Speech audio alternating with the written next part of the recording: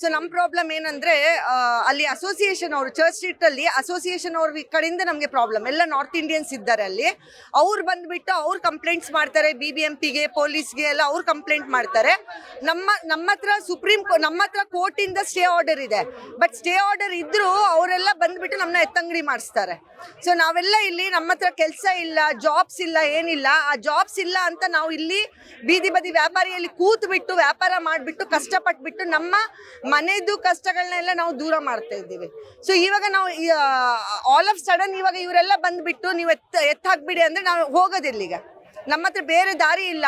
ಬೀದಿ ಬದಿ ವ್ಯಾಪಾರ ಬಿಟ್ರೆ ನಮ್ಮ ಹತ್ರ ಬೇರೆ ದಾರಿ ಇಲ್ಲ.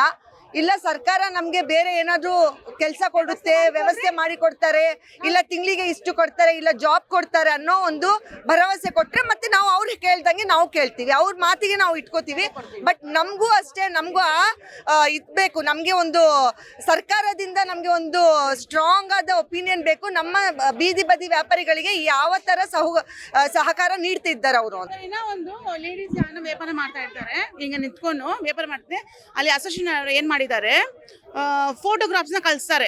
ಯಾರ್ಯಾರು ಬೀದಿ ಲೇಡೀಸ್ನ ಇರ್ತಾರೆ, ಪರ್ಟಿಕ್ಯುಲರ್ ಲೇಡೀಸ್ನೇ ಅವರು ಟಾರ್ಗೆಟ್ ಮಾಡೋದು. ಅವ್ರು ಫೋಟೋ ಎತ್ಕೊಂಡು ಬರ್ತಾರೆ.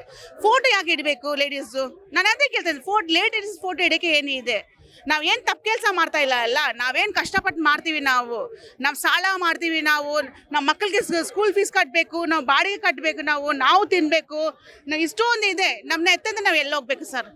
ಅದೇ ನಾವು ಕೇಳ್ತಾ ಇದ್ದೀವಿ. ನಾವು ಸರ್ಕಾರದಿಂದ ನಮಗೆ ಎಷ್ಟು ಬೇಕೋ ಅಷ್ಟು ಬೇಕಾದ್ರೆ ಅವ್ರು ಟಾರ್ಗೆಟ್ ಮಾಡ್ತಾ ಇಲ್ಲ, ಅವ್ರು ನಮ್ಮನ್ನ ಟಾರ್ಗೆಟ್ ಮಾಡ್ತಾರೆ. ಅದನ್ನ ನಿಲ್ಲಿಸ್ಬೇಕು ಅಷ್ಟೇ ನಾವು ಕೇಳ್ತಾ ಇದ್ದೀವಿ. ಇನ್ನೊಂದು ನಾನು ಹೇಳಕ್ಕೆ ಇದು ಮಾಡ್ತೀನಿ, ಇವಾಗ ಬೀದಿ ಬದಿ ವ್ಯಾಪಾರಿಗಳಿಂದ ಎಷ್ಟೋ ಕ್ರೈಮ್ ನಿಂತಿದೆ ಬ್ಯಾಂಗ್ಳೂರೊಳಗೆ. ಮೇನ್ ಏನಂದ್ರೆ ಕ್ರೈಮ್ ನಿಂತಿದೆ. ಇಲ್ಲಾಂದ್ರೆ ಎಷ್ಟು ಕಳ್ಳತನ, ಪಾಕೆಟ್ ಮನಿ, ಇದು ಈವ್ ಟೀಸಿಂಗ್ ಎಲ್ಲ ಆಗ್ತಿತ್ತು, ಅದೆಲ್ಲ ಎಷ್ಟೋ ಕಮ್ಮಿ ಆಗಿದೆ. ಏಕೆಂದ್ರೆ ನಾವು ಬೀದಿ ಬದಿ ವ್ಯಾಪಾರಿಗಳಲ್ಲಿ ಕೂತ್ಬಿಟ್ಟು ಇವಾಗ ಶನಿವಾರ ಭಾನುವಾರ ಬಂದ್ರೆ ಚರ್ಚ್ ಸ್ಟ್ರೀಟ್ ಹೆಂಗಾಗುತ್ತೆ ಅಂದ್ರೆ ಚರ್ಚ್ ಸ್ಟ್ರೀಟ್ ಒಂದು ಹಬ್ಬ ಆಗಿಬಿಟ್ಟಿದೆ. ಎಲ್ಲ ಪ್ರತಿಯೊಂದು ಬೇರೆ ಬೇರೆ ಕಡೆಯಿಂದ ಬರ್ತಾರೆ. ಚರ್ಚ್ ಸ್ಟ್ರೀಟ್ ಒಂದು ಟೂರಿಸಂ ಪ್ಲೇಸ್ ಆಗಿಬಿಟ್ಟಿದೆ. ಜನ ಅಲ್ಲಿಗೆ ಬರ್ತಾರೆ, ಅವರು ಶಾಪಿಂಗ್ ಮಾಡ್ತಾರೆ. ಏಕೆ ಇದು ಸ್ಟ್ರೀಟ್ ವೆಂಡಿಂಗ್ ಝೋನ್ ಇದೆ ಅಂತ ಅಲ್ಲಿ ಬರ್ತಾರೆ. ಯಾರು ಅವರು ಅಷ್ಟೇ ಇದಕ್ಕೆ ಹೋಗಲ್ಲ, ಮಾಲ್ಸಿಗೆಲ್ಲ ಹೋಗಲ್ಲ, ಸ್ಟ್ರೀಟಲ್ಲಿ ಬಂದ್ಬಿಟ್ಟು ತಗೋತಾರೆ. ಅವ್ರಿಗೂ ಒಂದು ಆಸೆ, ಕಣ್ಣಿಗೆ ಒಂದು ನೋಡೋಕ್ಕೆ ಒಂದು ಖುಷಿ, ನಮ್ಮಿಂದ ರೆವೆನ್ಯೂ ಸಹ ಜನರೇಟ್ ಆಗ್ತಾ ಇದೆ. ಈ ಥರ ಎಲ್ಲ ರೆವೆನ್ಯೂ ಜನರೇಟ್ ಆಗ್ತಾ ಇಲ್ಲ ಅಂತ ನಮ್ಮ ಕಡೆಯಿಂದ ಎಷ್ಟೋ ಕ್ರೈಮಲ್ಲಿ ನಾವು ನಿಲ್ಲಿಸಿದ್ದೀವಿ, ಎಷ್ಟೋ ಈವ್ ಟೀಸಿಂಗ್ ನಿಲ್ಲಿಸಿದ್ದೀವಿ, ಎಷ್ಟೋ ಒಂದು ಜನರಿಗೆ ನಾವು ಸಹಾಯ ಮಾಡಿದ್ದೀವಿ ಅಲ್ಲಿ. ಸೊ ನಮ್ಮದು ಒಂದೇ ಒಂದು ಸರ್ಕಾರದಿಂದ ವಿನಂತಿ ಏನಂದರೆ ನಮಗೆ ವೆಂಡಿಂಗ್ ಝೋನ್ ಮಾಡಿಸ್ಬಿಟ್ಟು ನಮ್ಮ ಚರ್ಚ್ ಸ್ಟ್ರೀಟ್ ಅವ್ರಿಗೆ, ಇಲ್ಲ ಬೇರೆ ಬೆಂಗಳೂರಲ್ಲಿ ಎಷ್ಟು ಬೀದಿ ಬದಿ ವ್ಯಾಪಾರಿಗಳಿದ್ದಾರೆ ಅವ್ರಿಗೆಲ್ಲ ಒಂದು ಅನುಕೂಲತೆ ಒಂದು ಕೊಡಬೇಕು ಅಂತ ನಾನು ವಿನಂತಿ ಮಾಡ್ತಿದ್ದೆ. ಆಯುಕ್ತರು ಹೇಳಿದ್ದಾರೆ ನಾವು ಬೀದಿ ವ್ಯಾಪಾರಿಗಳ ವಿರುದ್ಧ ಅಲ್ಲ ಅಂತ ಹೇಳಿದ್ದಾರೆ. ಮತ್ತೆ ನಮ್ದು ಬೇಡಿಕೆ ಏನಿದೆಯೋ ಅದು ನಾವು ಸಚಿವರ ಜೊತೆ ಮಾತಾಡಿ ತೀರ್ಮಾನ ಮಾಡ್ತೀವಿ ಅಂತ ಹೇಳಿದ್ದಾರೆ. ನಾನೇ ತೀರ್ಮಾನ ತಗೊಳಕ್ಕಾಗಲ್ಲ, ಸಚಿವರ ಜೊತೆ ತೀರ್ಮಾನ ತಗೋಬೇಕು. ಸ್ವಲ್ಪ ಕಾಲಾವಕಾಶ ಕೊಡಿ, ನಾವು ನಿಮ್ಮ ಜೊತೆ ಮಾತಾಡ್ತೀವಿ, ನಿಮ್ಮ ಬೇಡಿಕೆಗಳು ಕೇಳಿಸ್ಕೊಂತೀವಿ ಅಂತ ಹೇಳಿದ್ದಾರೆ. ಅವ್ರು ಸ್ವಲ್ಪ ಕಾಲಾವಕಾಶ ಕೊಟ್ಟಿದ್ದಕ್ಕೆ ನಾವು ಇವತ್ತು ನಮ್ಮ ಪ್ರತಿಭಟನೆ ಸದ್ಯಕ್ಕೆ ತಾತ್ಕಾಲಿಕವಾಗಿ ಹಿಂಪಡಿತಾ ಇದ್ದೀವಿ.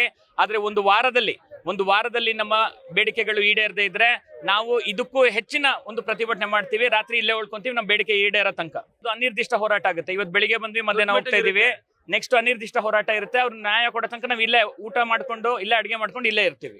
ಸರ್ಕಾರ ಕಾಲಾವಕಾಶ ಕೇಳಿರೋದ್ರಿಂದ ನಾವು ಅವ್ರಿಗೆ ಅವಕಾಶ ಕೊಡೋಣ. ಅವ್ರು ಸ್ಪಂದಿಸಿಲ್ಲ ಅಂತ ಹೇಳಿದ್ರೆ ನಾವು ಅನಿರ್ದಿಷ್ಟ ಹೋರಾಟ ಮಾಡೇ ಮಾಡ್ತೀವಿ.